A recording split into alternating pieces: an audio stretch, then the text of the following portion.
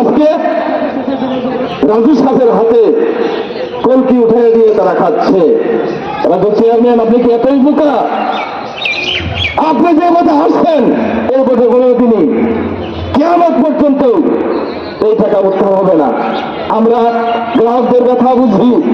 BNP জনগণের কল্যাণের জন্য রাজনীতি করে, বিএনপি জনগণের কথা বুঝে, যার জন্যই আমাদের এমপি মহোদয় ঢাকায় যে বৈঠক হয়েছে সেই বৈঠকে থাকার সৌভাগ্য আমার হয়েছিল।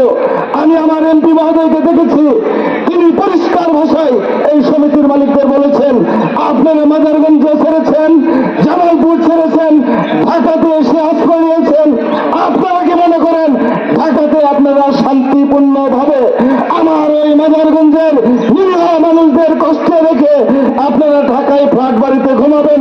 অসম্ভব, এটা আমি কবুল হতে দেব না।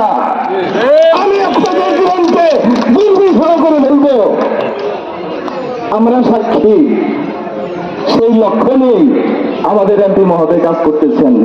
উনি নির্বাচনের আগে আমাদেরকে বলেছিলেন এই সমবায়ের টাকা উঠানোর জন্য, গ্রাহকদের পরিশোধ পাওনা পরিশোধ করবার জন্য আমি আমার সর্বোচ্চ চেষ্টা করব। কিন্তু এখন আমরা লক্ষ্য করতেছি শুধু চেষ্টা না, উনি আমাদের জন্য যা করতেছেন, এই গ্রাহকদের জন্য যা করতেছেন, এটা যখন সমাপ্ত হবে এই মাদারগঞ্জবাসী এটা কোনোদিনই মুস্তাফিজুর রহমান পাবলের ঋণ শোধ করতে পারবে না। আমরা এমপি মহোদয়কে ধন্যবাদ জানাই। উনি যেভাবে এই সমিতির গ্রাহকরা যেন টাকা ফেরত পায় সেই জন্য উনি যেভাবে কাজ করছেন আমি তার প্রতি আমি কৃতজ্ঞতা জানাই। আজকে ওই যে একটা কথা আছে, খায় হলো লাল মিয়া, মোটা হয় কালা মিয়া।